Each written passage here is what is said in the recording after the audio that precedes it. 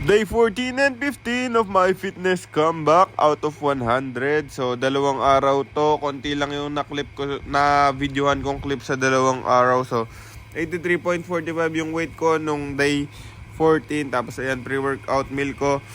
Coffee na may whey protein. Tapos, yung whey ko yun, Hydro Pro Zero from the Good Stuff Supplement Shop. Tapos, dumating kami sa gym 6:27. Nasa kabilang bahay kami. Tapos, ginawa ko lang dito sa day 14 is yung kulang na workout ko. Tapos umuwi na kasi kami, tapos hindi pa gawa yung banyo sa gym, kaya sa bahay na ligo si Boss Neg.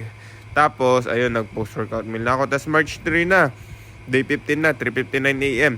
O ibang bahay na naman, ibang scale na naman yung gamit ko. So magkaibang scale yung gamit ko, 83.85. So, di naman ako sumobra sa calories, pero tumaas yung weight ko. Ayun, magsasayang na si Boss Neg kasi maaga kaming umaalis.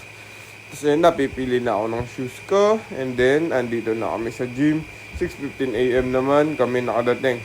Chest pala ako ngayon, chest and shoulders. Pero yung flat bench ko lang yung binidyohan ko. Pasensya na kung mahina ako, ganun talaga. Bawi na lang sa susunod mga guys. So ayan, flat bench, half rep pa yung nagagawa ko, tapos mali pa yung form. Huwag niyo akong tutularan. Gaya niyo si Joel. Let's go.